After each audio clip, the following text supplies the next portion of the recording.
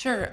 Yeah, I thought we played hard tonight. We always do. But I thought overall execution just wasn't what it needed to be as far as the areas that we said were mission critical were defensive rebounding. I think we gave up 13 offensive rebounds and needed to take care of the ball as effectively as possible. So we turned it over 23 times, which is 7 below their average, but still too many to be successful.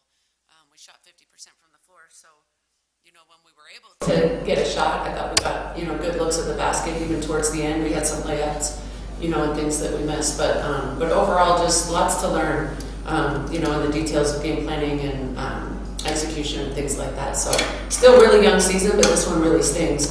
And we have to make sure we learn from it.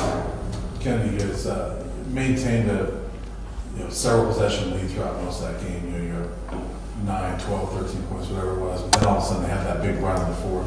Kind of what happened in that run to where they were able to get some momentum and you guys couldn't stop that for a while? Yeah, they just built it off of each other. They were scoring and we were having a hard time scoring. We had the turnovers, later in the game, but we just have to stay composed. Teams go on runs, it's basketball. So.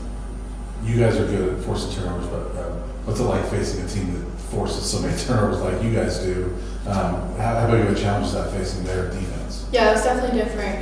We haven't really faced a team that's trapped as hard as they have and stuff, so just we need to work on that. Just what adjustments do you make, especially offensively, heading into Charleston with the scoop of turnaround? Well, adjustments, it's a different look. They're somewhat similar in the way that they press and trap and things like that. But I think just really studying the film, we got, again, you shoot 50% from the floor, you're getting good looks at the basket, and there were 2 point-blank layups that we missed at the end, so it would have been even a little bit higher than that. So I don't know that it's adjustments in a sense of what we were doing, but we definitely have to see where those turnovers came from and where we could have made the adjustment. I thought we could have kicked ahead a little bit better when we did. We got good looks at the rim, like 2-on-1s and things like that, but definitely the film will tell us real clearly, what we can do moving forward in the next game. Obviously, big turnovers have been a big emphasis on the season, but you guys were leading most of the game, turning the ball over. How did those kind of catch up to you in the end, leading to that run? I think we just had. I had to burn 2 timeouts just in the first half, just based on being trapped. Probably shouldn't have burned the second one. I should have just taken the turnover and saved one because during that run I didn't have the timeouts. I had nothing I could do necessarily to stop it other than, try to slow us down in the half court and execute and things like that. But that stretch, as Brian was talking about, was critical because we couldn't get stops or score during that stretch.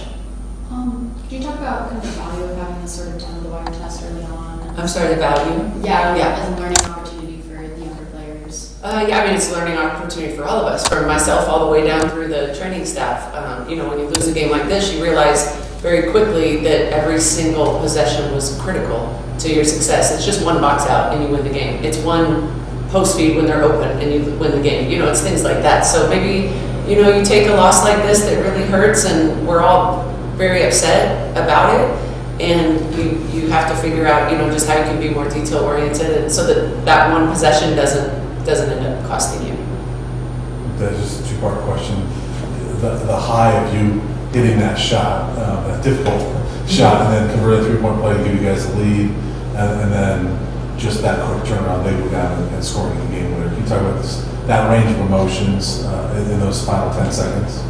I would just say it was just more of a feeling to redeem myself because I feel like I let them down with the 2 crucial free throws I missed, and so I just wanted to really make that happen.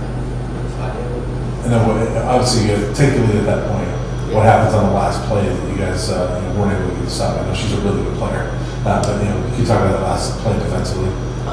Personally, I didn't see what happened after the fact that I was guarding. As far as I know, we just got beat up the court. Yeah, she just drove around the backside of the zone and laid it out. Yeah. Is that one you just kind of tip your hat to a really good player? Yeah, a really good player, but also defensively, we should have known there were 2 kids they were going to go to in that setting. Only 2. They averaged 20 a game. They both had 21 and 19 tonight. And so I think, again, without timeouts, because you had to use them earlier, those are things that you don't learn until you are in a situation like this. I guarantee if we're in this situation again, everyone on the team will be saying it's going to her or her. You know what I mean? Like, so it's just, you hate to have to learn in a loss like this. And again, I'm not taking any credit away from Montana State. They're one of the best teams on our schedule, you know, and so they definitely earned the victory. But that's a huge. I just hate that we had to learn it in a loss. I mean, Kennedy, obviously the veteran in the locker room. How does a loss like this kind of motivate the team? How do you bring the team together after this type of loss? Yeah, we talked about just focusing on the details and everything that we do every day. We've improved our practices. We've been talking about having more energy and stuff, but there's still like that level up that we can get to. So just making sure everyone's on the same page. But we have other leaders in the locker room as well that are doing the same. So. Coach, you guys, through those first 2 games in Hawaii, you guys, it's a really nice start to the season, playing good basketball. Now these last 2 games, I think more offensively the other night against A&M. Yeah. And this one, maybe defensively in the turnovers, but Yeah. a 2-game stretch here. How tough has this 2 games been? They both. I'm still upset about the last loss, and now we have to steal on this one. But it's a game. It's why you play. Somebody's going to win and somebody's going to lose. So for us, it's okay if we learn from it. I want to win every single game. I wish we could go 35-0 and win the national championship. At this point, that's not going to happen. But as long as we learn from mistakes, whether it's in a win or a loss, again, I always say as coaches all the way through to the training staff, as long as we take those nuggets and learn and apply, okay, then it's not the end of the world. It's really not. It's a basketball game. It's not brain surgery. You know what I mean? So let's keep good perspective. What can we do better? Where could we have been more effective? Learn from it and be better next time. It really is that simple to me. And with that perspective, and again, it is just basketball, but you got a quick turnaround. You got Tuesday. Does that make Tuesday that much more important? You don't obviously want it to bleed into a 3-game losing streak. For sure. You've got to rebound. Well, I think we have a cerebral enough team that can take this and say, we're not going to pout about it. It's a mature enough group that's going to say, damn it, you're right. I could have X, Y, and Z, or we could have X, Y, and Z, or whatever. And so I think a group like that, we'll find out, right, tomorrow at practice. But I think we have a group that cares enough and is smart enough and is going to pour in enough that we're going to really learn, from this game. All right, thanks, guys. Thank you. Appreciate you.